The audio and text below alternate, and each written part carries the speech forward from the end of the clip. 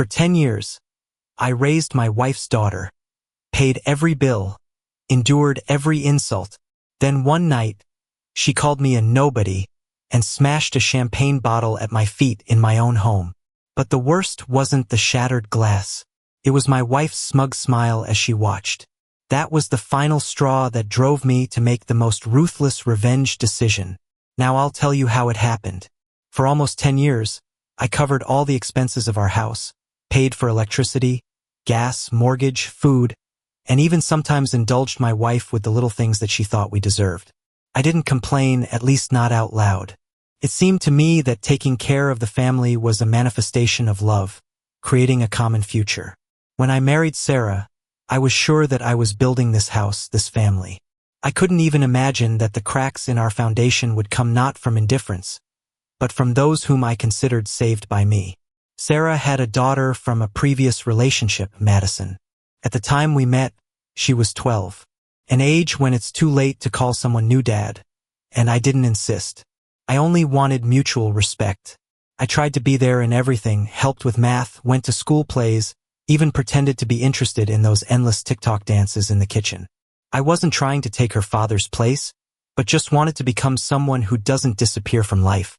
But every step I took towards Sarah was either crossed out by silence, or, even more offensive, by a smirk.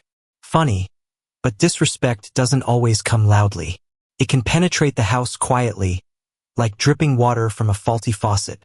The first time Madison rolled her eyes at dinner or said, "You're not even my real dad," Sarah just smirked, looking at her plate. I remember freezing with a fork halfway to my mouth, not understanding if I was the only one who heard these words. That's when I should have set boundaries, but I kept silent. I convinced myself that she's a teenager, it's just a phase, that Sarah would talk to her later. But she didn't talk. Everything was repeated. Neglect, impudence, ignoring simple house rules. And Sarah, like an outside observer, crossed her arms, watching as if raising a child is a sport where you can just watch. Sometimes it seemed to me that she even enjoyed watching me squirm, as if she was getting pleasure from it. How much could I endure for the sake of peace in the house? And I endured. I took on extra shifts to be home less. I gave my room as a study space for Madison, allowed them to repaint the living room in pink and mint tones, hang artificial fur. Now everything looked like a teenager's room, not a common house. I gave and gave. In return, I was pushed further and further away. I was becoming a stranger in my own house. But I kept convincing myself it's worth it, because love is not a competition. Sooner or later they will understand how much I have done for them. I didn't need a thank you. I just wanted to be noticed. But that didn't happen. I was a convenient, necessary person who pays the bills and fills the refrigerator. I didn't even notice how invisible I had become until that very night when everything collapsed. But more on that later. Now I want you to know, I didn't leave on a whim. I held this family with both hands until my knuckles turned white from tension. And when everything finally broke, the reason was not that I stopped loving. I just couldn't take care of people who didn't care if I was around. That night when Madison called me a nobody and smashed a champagne bottle on the floor with force, it wasn't the glass that broke me. I was finished off by Sarah's gaze, content with a hint of superiority. Then I realized that all this time I was a stranger in the house. But I'm getting ahead of myself. Let me tell you how it came to this night, how the role of a good husband and head of the family almost cost me everything. It was on a Wednesday evening. I remember it well. I had just finished several meetings one after another and dreamed only of silence, a hot shower and my favorite place on the couch. My back ached after long hours in an uncomfortable chair. The phone had long since died somewhere between the third Zoom call and the fourth unread email. When I drove up to the house, I noticed more cars on the street than usual. Small hatchbacks and compact sedans are exactly what students or high school students choose. An unpleasant feeling gnawed at my chest.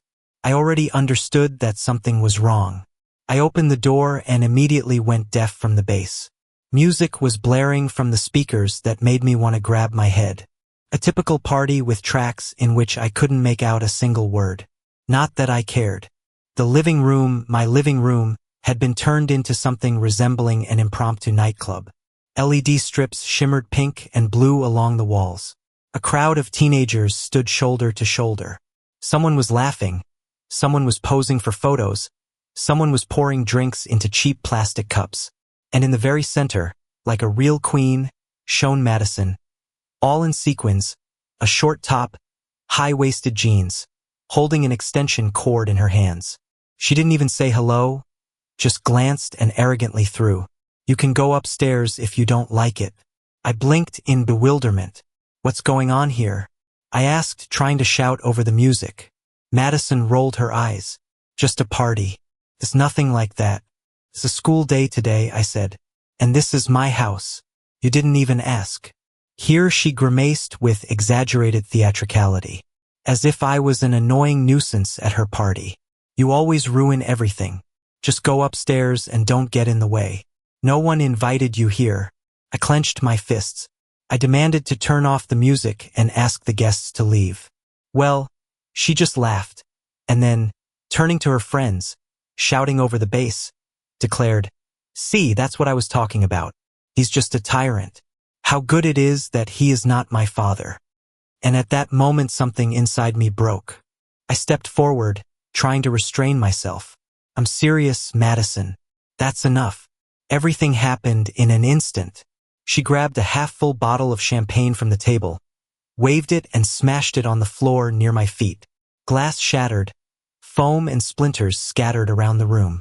The music immediately died down. Everyone froze. "You're evil," she shouted. "You don't belong here." I looked at the shards and bubbles soaking the carpet. Then I looked up at Sarah, who had just come in from the hallway, arms crossed, a face that looked like a smile, but not at all alarming. "Do you think this is funny?" I asked in a trembling voice. "She just attacked me with a bottle." Sarah shrugged. "You provoked her yourself. You always provoke. Here it is. The confirmation I seem to have been waiting for all these years. 10 years of discontent, pressure, digs. It all poured out in one phrase. I provoked? I asked again. My voice broke not from fear, but from something else, from betrayal. "Do you really think I deserved this?" "She's a teenager," Sarah replied coldly, entering the room as if she hadn't seen what had just happened. "You're an adult, but you always act like a despot." It's a good thing she didn't snap earlier. I stood dumbfounded. My heart was beating not only from anger, but rather from realization. This was never my family. I was just paying for a beautiful illusion. "Pack your things. I want you out of here by tonight." I heard my own voice, as if from somewhere outside. This phrase was born in that part of me that had long been tired of enduring everything. Sarah just snorted. "Are you serious?" "Absolutely. All this time I allowed you to trample on me. I thought if I tried harder, if I gave more, you would notice me. But now I see you just took, giving nothing in return." Silence reigned. Madison hid behind her mother's back, biting her lip. But this time even she looked confused. Her friends, shifting from one foot to the other, began to walk out the door. "Until tomorrow, until lunch," I said. After that I changed the locks. I left without waiting for another word, went up to my room and slammed the door. My hands were shaking, but not from fear, from relief. I wasn't free yet, but for the first time in a long time I chose myself. That night I didn't close my eyes. For hours I sat on the edge of the bed, dressed, watching the light from the corridor draw shadows under the door. Every creak made me tense, but no one came up to me. There was no knock, no scream, only rustling and, finally, silence. I didn't know what I was waiting for. Maybe an apology or at least an explanation, but nothing followed. Apparently, they decided that, as before, I would cool down and forget everything. They didn't know this new me. Frankly, I hardly recognized myself. In the morning, the kitchen smelled of denial. Sarah was cooking scrambled eggs, as if it was a regular Thursday, whistling barefoot by the stove with a spatula in her hand. Madison was sitting at the counter, flipping through her phone, as if nothing had happened. The glitter from the confetti was still stuck to her hoodie. I stood in the doorway, watching them pretend that there had been no explosion the night before. "Haven't you started packing yet?" I said quietly. Sarah didn't even raise her eyes from the pan. We decided you'd come to your senses. I laughed, but not out of fun, but because I couldn't be a laughingstock anymore. Madison attacked me in our house, and you not only justified her, but also smiled, I said evenly. She's a teenager. You're blowing everything out of proportion, Sarah waved away. And do you know what's really big? I asked. 10 years that I swallowed insults, 10 years when I was ridiculed and ignored in my own house. I paid for everything. Every piece of food, every pair of shoes, every trip you posted on social media as a fairy tale. And what did I get in return? You got a family, she replied coldly. No, I shook my head. I was used. The words hung in the air, heavy, final. Madison raised her eyes for the first time. There was either confusion or fear in them, but she was silent. Sarah carefully, slowly put down the spatula, leaned on the table, as if preparing for business negotiations. Do you really want to ruin everything because of one unsuccessful night? I stepped closer. It's not about yesterday. It's about 10 years that I allowed you and your daughter to wipe your feet on me. I was silent for the sake of peace, but peace built on silence is just quiet torment. I don't want to live like this anymore. Sarah's face was distorted by anger and despair. You're not yourself. Now I'm myself, like never before. I left the kitchen, went into the office, took out the lease agreement, utility bills, the certificate of ownership, all the documents with my name, all the signatures, payments. Proof that I was not superfluous, but the basis of this house. I handed her the folder. You have time until 5 p.m. Take your things. But don't take me with you, neither in memory, nor in reproaches. You wanted such a life, Sarah, but never respected the man who provided it for you. Now it's over. She didn't answer, just reached out a trembling hand for the folder. Madison stood up. Are you serious? Are you really kicking us out? You kicked yourselves out, I said. I just finally opened the door and left the room before they could wriggle out, come up with another excuse or arrange a new manipulation. I spent the rest of the day upstairs. I didn't want to see them packing their things. I didn't want to be slowed down by old photos and dusty souvenirs. Sentimentality was over. Every corner of this house kept pieces of me that I gave away too easily. At 5 p.m. I heard the front door open, then how it slammed shut and silence fell. But it wasn't a depressing emptiness, but fresh, cleansing air after a thunderstorm. I was alone and for the first time in many years didn't feel lonely. I didn't move from the top step for a long time, until the sun finally hid behind the trees. There was real silence in the house now. Without Madison's screams on the phone, without the rumble of drawers that Sarah was always looking for, accusing me of moving something somewhere, without arguing about what to watch on TV, without passive-aggressive slamming of closet doors. Only peace. Such peace that I hadn't known for 10 years. At first this silence was even frightening, enveloping, whispering. Now you're really alone. I slowly walked through the rooms, as if seeing them for the first time. On the couch there was a dent from how Madison curled up the day before. On the decorative pillow there were traces of her glitter for makeup. In the refrigerator there was still Sarah's favorite almond milk and that expensive vegan yogurt that she claimed I wouldn't understand. I still opened the refrigerator, looked for a long time, then just closed the door. I didn't cry. I thought that maybe it would be like that, but what I felt wasn't grief. It was fatigue leaving the body. In the hallway, I lingered at the family photo in the frame, which Sarah had once forced us to take. In the background, there's a beach, everyone's smiling. I remembered that day well, how Sarah scolded me for forgetting the same t-shirts, how Madison refused to take off her sunglasses, how I tried my best to portray joy, feeling like a stranger among people who never really let me into their lives. I took the frame and put it face down on the nightstand in the hallway. Upstairs, the guest room was empty, the one I once wanted to turn into a reading corner. Then I had to forget about the dream because Madison needed more space. Now it belonged to me again. I went in, opened the window, let in fresh air. For the first time I could breathe freely. It's a strange feeling. Looking at your house and understanding how much in it was for the convenience of others. The aroma of vanilla candles that I actually couldn't stand. The pink fluffy carpet, which, according to Sarah, enlivened the living room. A mountain of decorative pillows on the bed just for beautiful photos on the internet. I had been adjusting for so many years, not protesting, choosing their happiness instead of my own, until I forgot that I also have the right to want something. The next few days I seemed to be disassembling piece by piece the altar of a life that no longer exists. I gave away Madison's things, packed Sarah's kitchen gadgets, scraped the champagne stain on the carpet with my own hands. Each step returned me a piece of myself. Not out of anger, but for the sake of survival. The calls started soon. First Sarah, voicemails one after another, each more desperate. Please, let's talk. You're being unfair, honey. She didn't want this. Do you really want to kick us out? Then came messages from mutual acquaintances. Someone neutral. I hope you're okay. We heard you had a hard time. Someone with reproach. Wow. You really kicked them out, and someone unexpectedly supported. It was long overdue to stand up for yourself. But none of them knew what it was like to live in this house with me. No one understood what it meant to give all your soul, money, patience, and still hear that you're not worthy. One evening Sarah showed up without warning.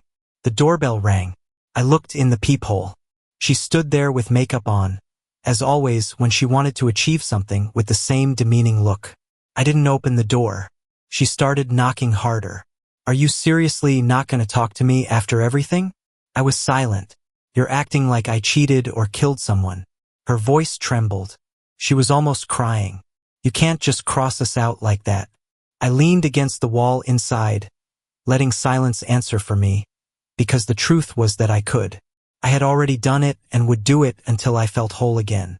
That night when the light on the porch went out, and I heard her drive away, a strange feeling filled me. Not joy, not victory, peace. And I realized that it was worth parting with all the illusions for the sake of it. A week passed before I saw them again. It was a Saturday morning. I was watering the bushes in the yard. Before it was a way to escape from the tension in the house, and now it has become a calm habit. The sun was just rising. The air was still cool, and for the first time in many years I began to like my new life, measured, quiet, mine. And then I saw Sarah's car slowly drive up. She parked without asking. Madison sat next to her, crossing her arms in dark glasses, although the sun hadn't risen yet. I put down the hose, stayed standing in place, didn't approach, didn't wave, didn't smile. I wasn't going to play a role for them anymore. Sarah was the first to get out. On her face was her signature mask of a sympathetic wife. Wide eyes, frowning eyebrows, as if sorrow itself had settled on her face. This is how she usually talked to neighbors or teachers.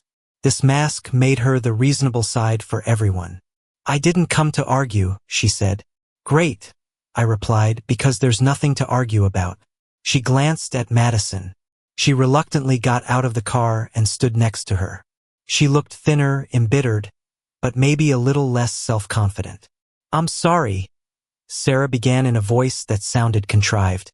For everything that happened, I understand we crossed the line, she said. I was silent. We didn't want things to go this far, Sarah continued. It just got out of control. I crossed my arms on my chest. You didn't want her to call me a nobody. You didn't want to smile while she was breaking a bottle in my house. Sarah shuddered. Okay, I did wrong. I admit it. But you're not perfect either. You're sometimes harsh. You like everything to be your way. Here it is. This conditional apology. Another attempt to remove responsibility from yourself. I only asked for respect, I replied calmly. Not obedience, not worship, but the simplest human respect. Sarah took a deep breath, as if preparing to argue in court. You have to understand, Madison has been through a lot. Loss of a father, a new life. She was just snapping. She didn't just snap. I interrupted. She attacked me, and you told her that I deserved it. Madison finally spoke. I didn't want to throw the bottle at you. I looked at her. But everything else you said, you really wanted to say it. She lowered her eyes and muttered indistinctly, sorry. It was the same formal apology that teenagers pay their dues in public. I turned to Sarah again. And what now? She hesitated. Talk, maybe try to fix everything, go to a psychologist, try to get everything back. I almost laughed. Not from laughter, from how much she believed, as if one good conversation would fix everything after 10 years of destruction. It can't be fixed anymore, I said. You've allowed her to disrespect me for years. You yourself did it. And now that I've finally drawn the line, you want to move it again? We can change, she pleaded. Everything can be different. No, Sarah. Now I spoke quietly. You want me to forget, not forgive? And that's not the same thing at all. Sarah's shoulders drooped. She suddenly looked much older. We have nowhere to go, she finally said. Do you really want us to suffer? I didn't flinch. I wanted a family, but I got people who used me to the last drop. I'm not going to feel guilty for finally choosing myself. Silence reigned in the house. Then Sarah turned and slowly walked to the car. She sat down without saying another word. Madison followed her, but slower than before. Before closing the door, she looked at me again. Now without anger, just with confusion, as if she was seeing me for the first time. But it was too late. They left, and I went back to my bushes, because peace, as I began to understand, requires care, like a garden. And I was going to protect it, even if I had to keep the gates closed forever. Silence became my companion. At first it felt foreign, awkward, like a stranger who is always there, filling the places where Sarah's voice used to sound or Madison's steps were heard on the stairs. But gradually the silence settled, warmed up, became familiar. I stopped flinching from the shadows, began to sleep peacefully at night.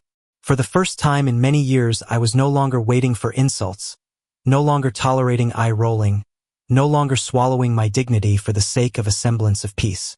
I was returning the house to myself, room by room. I removed the pastel paint from the walls, replaced the mountains of pillows with what I personally liked. Simple gray and blue tones. The TV, which used to be at the disposal of teenage series, now quietly fanned jazz and documentaries. I even won back my office, hung shelves, finally bought a comfortable chair for reading. This place had been a compromise for almost 10 years. Now it became mine without discussion. Sometimes I found something left by them, a hairpin under the sink, Madison's old notebook behind the sofa cushions. I took these things, felt nostalgia welling up, and still sent them to a charity box or threw them away not out of anger, but out of necessity, because clinging to trifles makes it harder to let go of the main thing. They tried to contact me several more times. From Sarah came a long letter, emotional arithmetic, attempts to calculate good memories and outweigh the harm done with them. It wasn't an apology, but rather an attempt to argue, giving reasons why I should forget what I went through. I didn't answer. Then Madison wrote one message on social media. I didn't know you would really leave us. I almost answered. Really, my hand reached for the keyboard. But I remembered that night when she called me a nobody, the sound of the broken bottle, Sarah's smile, and realized that I had left long before they realized that I was no longer there. I was disappearing from their lives, giving up my boundaries step by step. The person who eventually kicked them out was not new. He just finally woke up. Now I walk differently, not faster, not slower, but lighter. I look people in the eyes. I don't apologize when I say no. I don't make excuses for choosing myself. Sometimes echoes of past battles resonate in my memory, but they sound like distant thunder after a past storm. No, I didn't become embittered. I became clearer. Now I understand that being a provider doesn't mean being valuable. If you give away kindness without limit, it ceases to be appreciated. True love is respect and actions, not beautiful words. I gave 10 years to those who didn't see me. I will give the rest of my life to someone who has finally learned to see and appreciate myself. And I will never go back.